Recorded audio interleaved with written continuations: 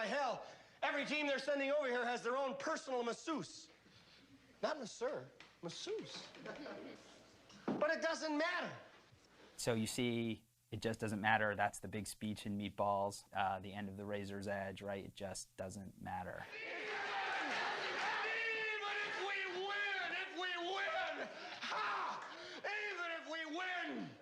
Even if we play so far over our heads that our noses bleed for a week to 10 days, even if God in heaven above comes down and points his hand at our side of the field, it just wouldn't matter because all the really good-looking girls would still go out with the guys from Mohawk because they got all the money.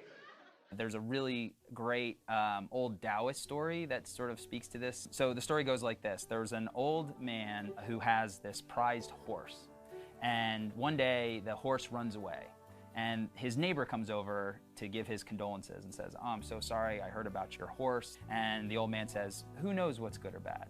And the neighbor's confused because this is his prized horse. And so the neighbor leaves, and then the next day the horse returns, and he brings with him 12 feral horses. And now the guy's rich in horses. And the neighbor comes over and says, "Congratulations, you have all these horses." And the old man says, "Who knows what's good or bad?" And the neighbor's confused again because clearly he's, this is great. But then the next day, the old man's son is taming one of the horses and is thrown, and he breaks his leg. The neighbor comes over, "I'm so sorry about your son." The old man says again, "Who knows what's good or bad?" And then the next day, the army comes through and they're conscripting able-bodied young men to go fight off in war, and his son is spared.